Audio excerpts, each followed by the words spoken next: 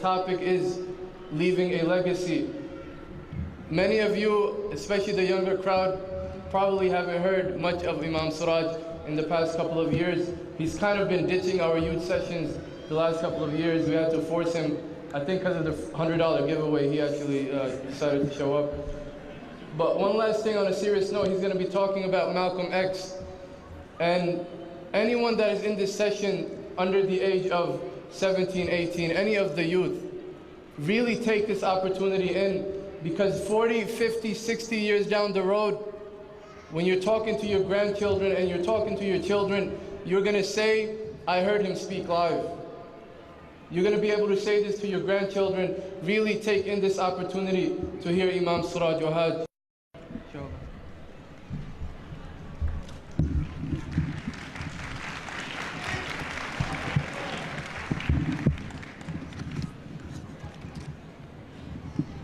Assalamu alaikum. Bismillah ar-Rahman ar-Rahim. Alhamdulillah. Ashhadu an la ilaha illallah wahdahu la sharika lah. Wa ashhadu anna Muhammadan abduhu wa rasuluhu amma ba'd. Brothers and sisters, you might ask the question this afternoon, why should I sit in a session to talk about a man named Malcolm X, Al-Hajj Malik Shabazz? He's not Sahaba. He doesn't have the impeccable credentials of Khalid ibn Walid or any of Sahaba. He's not Tabi'un of the incredible credentials of Hassan al-Basri. He's neither Sahaba nor Tabi'un. Why should I sit in a session talk about Malcolm X?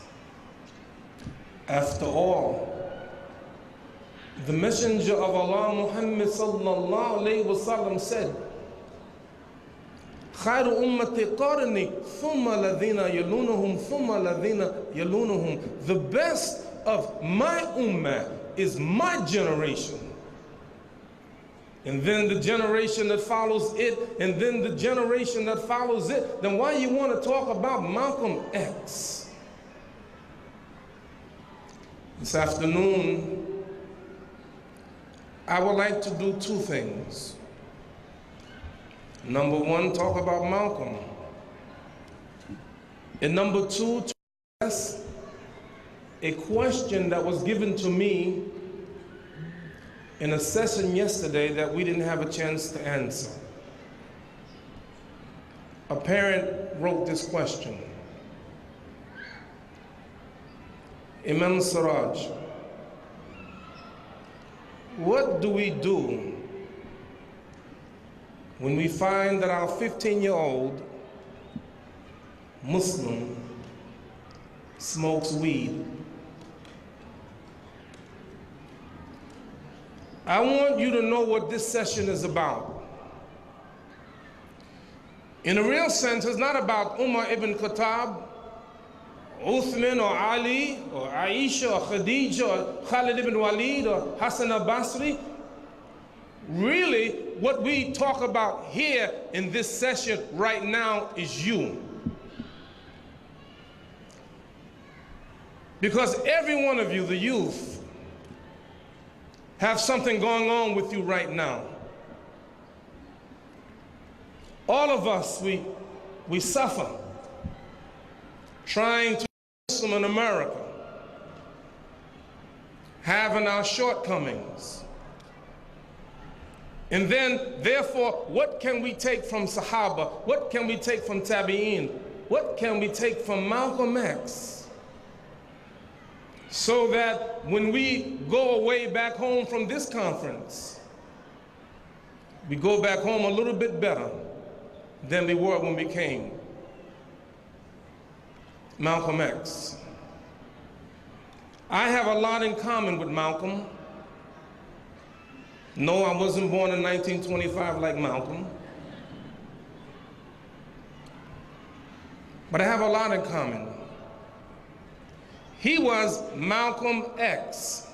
I was Jeffrey 12X. He spent 12 years in the Nation of Islam as a minister. I spent 12 years in the Nation of Islam. Malcolm X had 6 wonderful daughters. I had 7 wonderful daughters. One of them in the back, Siraj Wahhaj.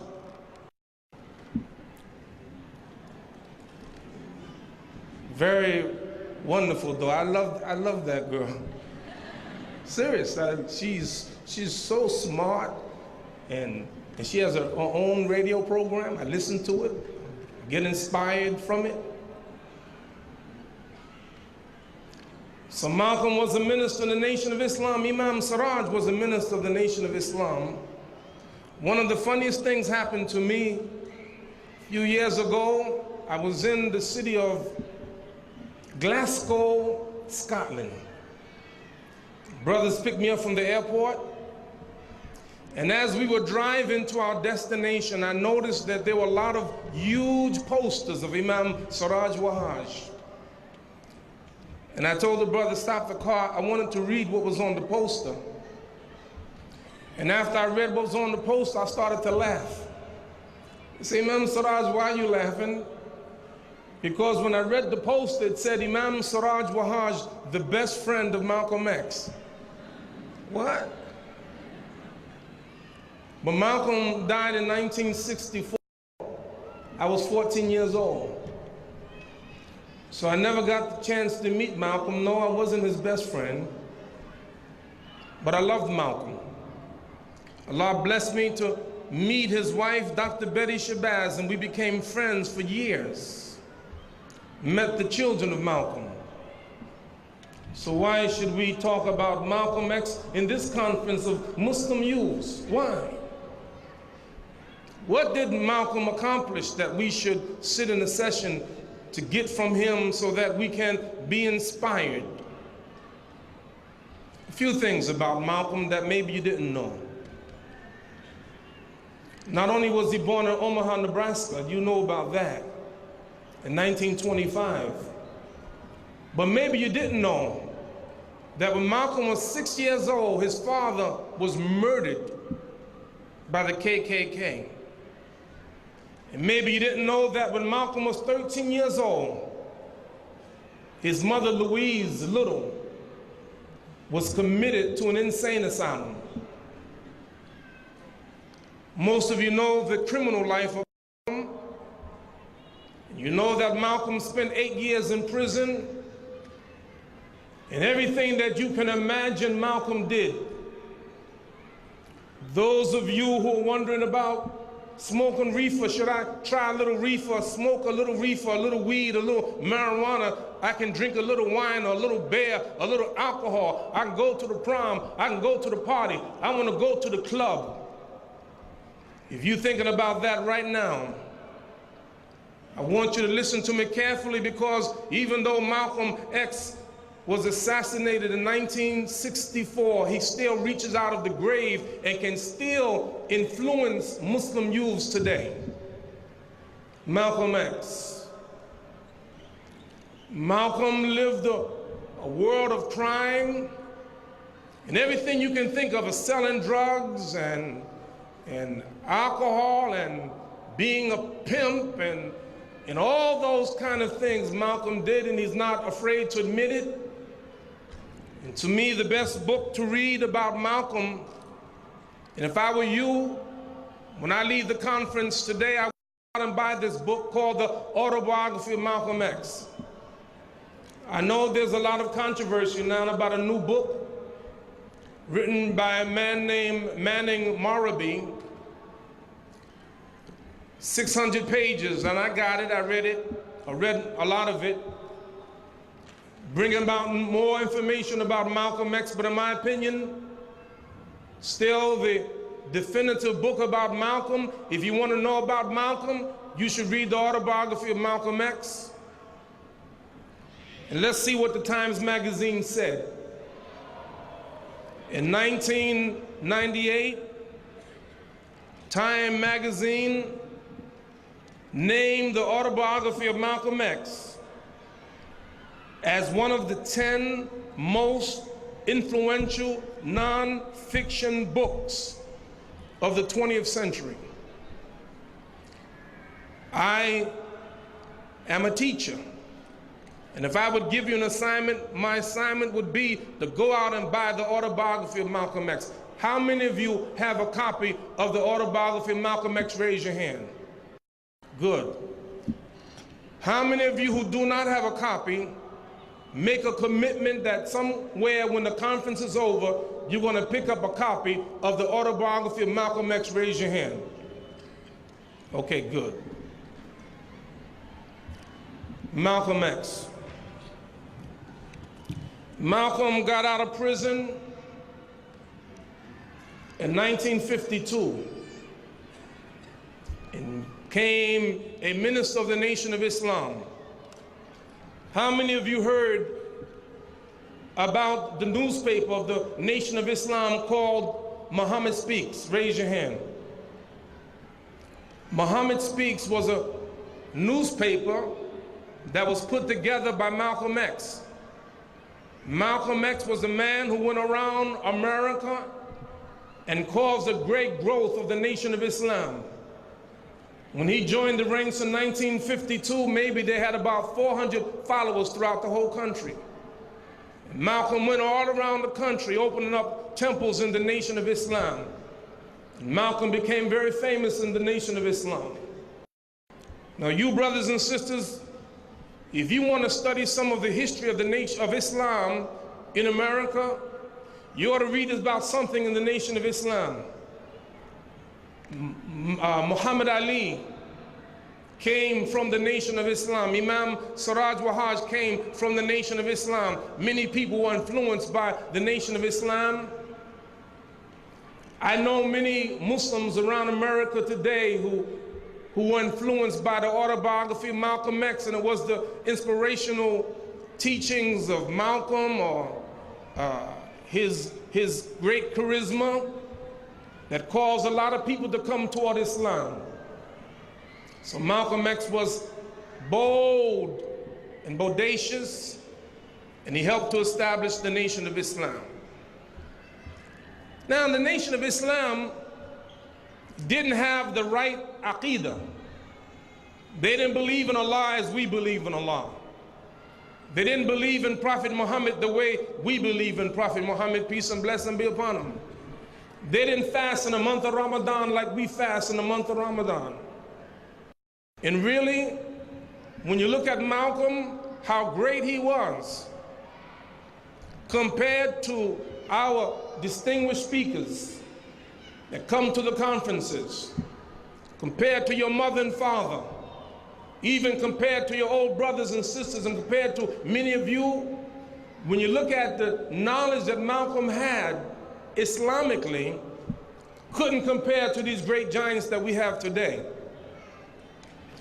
Malcolm X, in 1963, as a minister of the Nation of Islam in New York City, at the Manhattan Center, gave a speech. President John F. Kennedy was just assassinated, and Elijah Muhammad told his ministers to say nothing negative about John F. Kennedy because he was loved by the nation. Malcolm gave a speech at Manhattan Center, and he didn't mention John F. Kennedy. But in the question and answer period, someone from the Times newspaper asked Malcolm a question about John F. Kennedy, and he said the death of John F. Kennedy is like chickens coming home to roost.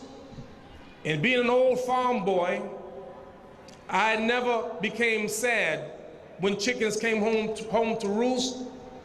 The Times magazine or newspaper put out that Malcolm said some negative things about John F. Kennedy. So Elijah Muhammad, the leader of the Nation of Islam, suspended Malcolm for 90 days. But it became clear to Malcolm that he would never go back to the Nation of Islam. So on March 1964, Malcolm X made his declaration of independence from the Nation of Islam. And in that year, a few months later, he was in Mecca performing pilgrimage. And when he went to Mecca performing pilgrimage, he saw Muslims that were white, and he began to learn more about Islam. So when he came back to America, he became a Sunni Muslim. And a lot of you brothers and sisters who've heard speeches of Malcolm X, I would tell you as one who teaches about Malcolm, that you must always ask the question when you hear Malcolm's speech, which Malcolm? Is it the Malcolm before 1964, or is it the Malcolm after 1964? And when you think about it, and Malcolm left the Nation of Islam in March 1964. Malcolm was assassinated February 21st, 1965. So 1 year Malcolm was a Sunni Muslim. You know what it reminds me of? It reminds me of a man who came to the Prophet, peace and blessing be upon him. He said, Ya Rasulullah, this man wasn't a Muslim. He said, Uqatilu a uslimu. O Messenger of Allah, should I fight or should I become a Muslim? Our beloved Prophet, peace and blessing be upon him, Aslim thumma qatil. He said, become a Muslim first and then fight. فأسلم وقاتل وقتل وقال رسول الله صلى الله عليه وسلم عمل قليلا وأجر كثيرا. The man, he became a Muslim, he fought and he was slain, and the Prophet said he's a man that did a little bit of work and got a big reward. Here was a man who never made one prayer, didn't make wudu, he didn't make salat, he never fasted in the month of Ramadan, he didn't give zakat, he didn't go to Umrah or Hajj like you. But even though that man got the blessing of going to Jannah because he, at the right time, became a Muslim and then he died. That comes down to you. Malcolm X, Al-Hajj Malik Shabazz. When I think of Malcolm, you know what I think about? I don't think about Sahaba, I don't think about Tabi'un. I think about what the Prophet said about him and what the Prophet said about you. Wait, run that again. I think about what the Prophet said about Malcolm and what the Prophet said about you. Imam, you okay? What you talking about? Well, the Prophet didn't mention his name, but he said this. One day, he was writing something in the ground, and he said to his companions, oh, would that I can see my lovers. Ya Rasulullah, aren't we your lovers? He says, no, you're my Sahaba. My lovers will come after me. They will believe in me, though they've never seen me. No, Malcolm not Sahaba, but he's a man that believed in the Prophet Muhammad, peace and blessing be upon him, though he never saw him. You're not Sahaba, Imam Siraj not Sahaba, I'm not Tabi'een, we're not that. We are those who believe in the Messenger of Allah, even though we have never seen him. Certainly we can't be like the Prophet, peace and blessing be upon him. We can't be like the companions. We weren't around him to watch his illustrious character. So what can we learn from Malcolm in my conclusion?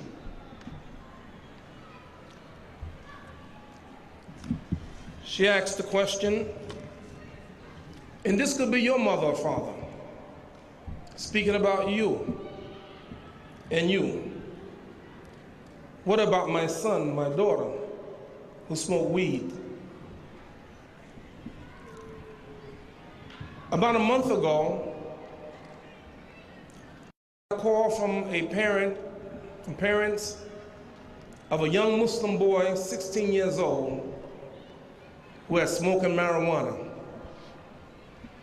just like this young man or young woman. And I had a talk with this young man, and listen to what I said. Now, what I'm going to tell you now, I never said it before publicly, So you got to leave it here. You're going to leave it here? You're not going to take it out this session? I know what you're saying. Imam, this session is publicized. People can turn on the computer right now and hear it. But you don't tell it. You know what I told that young man? I said, listen, you 16 years old. When I was a young teenager, I smoked reefer too for a few days.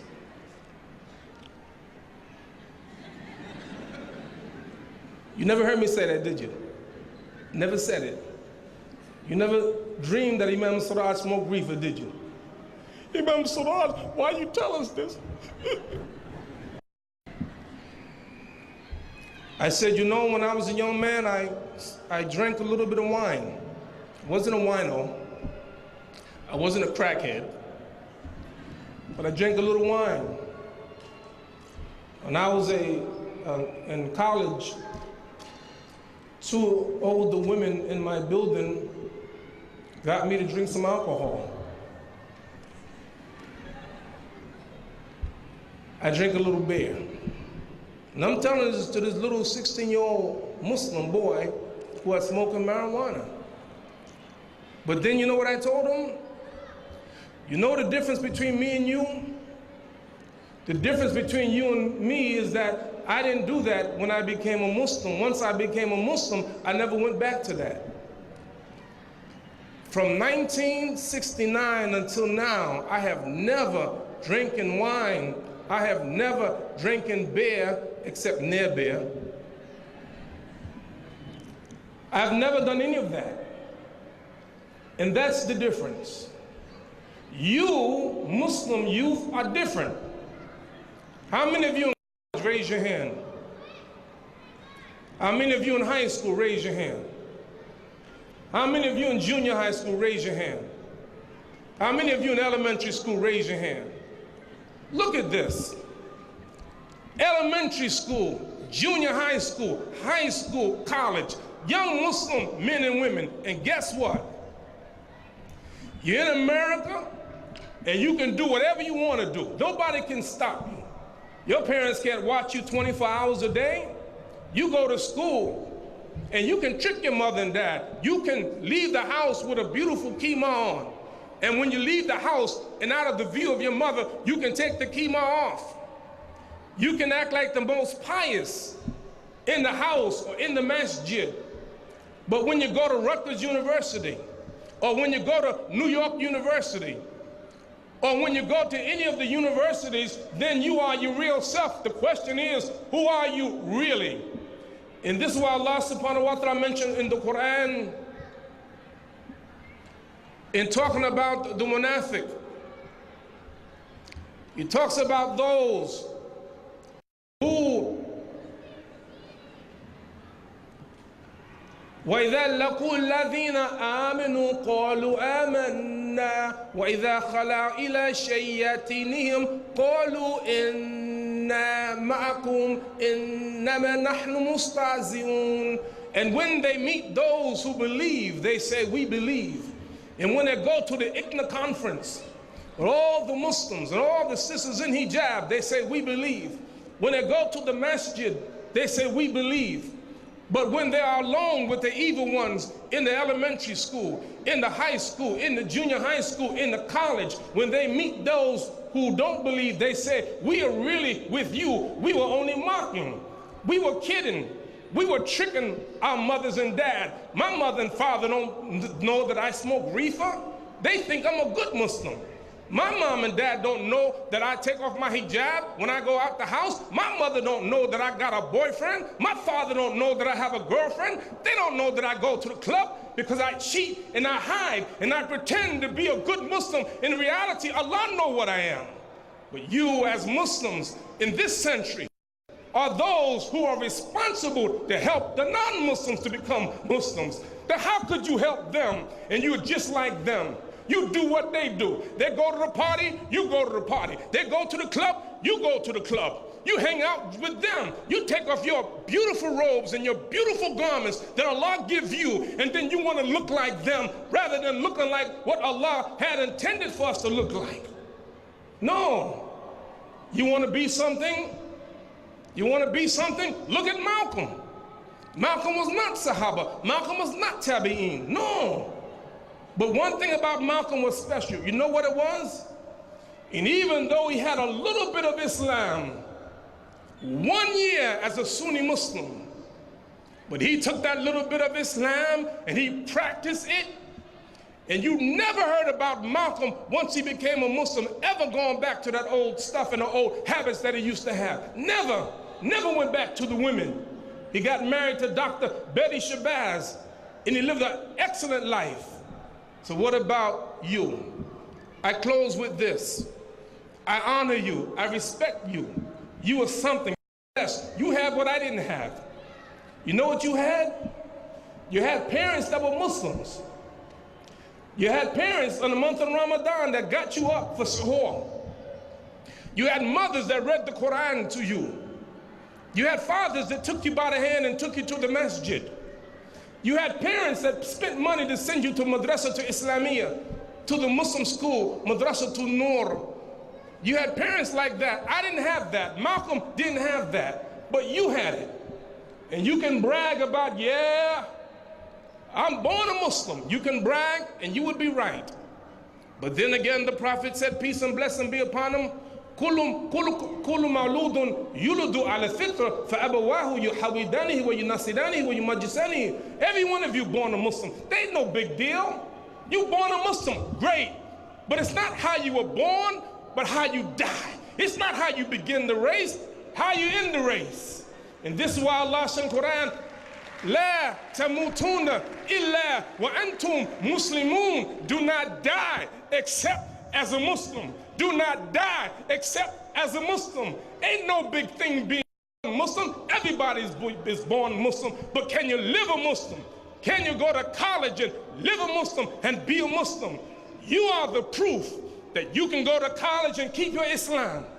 You are a proof that you can go to high school in a non-Muslim school and go to high school, go to public school and still keep your Islam.